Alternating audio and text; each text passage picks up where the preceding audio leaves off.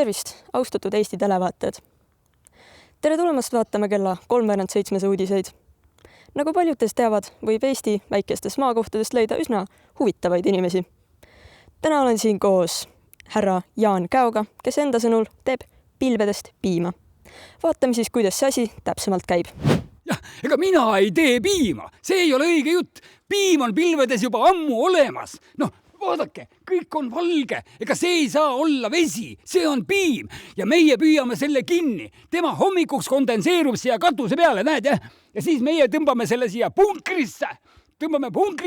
Siin võtame koore välja. Koor, näed, vaata, näed seda toru. Sealt läheb see koor inimestele otse kohvi peale. Ja see, mis koorest järele jääb, selle kihutame läbi katla taeva tagasi.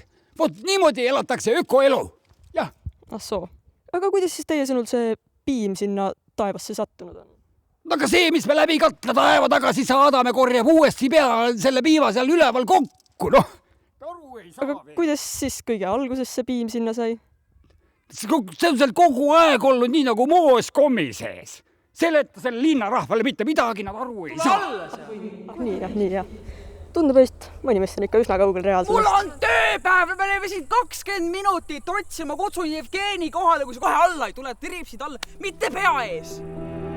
Ebapädevate reporterite osakaal Eesti meedias kasvab plahvatuslikult. Et seda vältida... Pane see mikker ära, vaba aeg on ammu läbi, tagasi palatisse.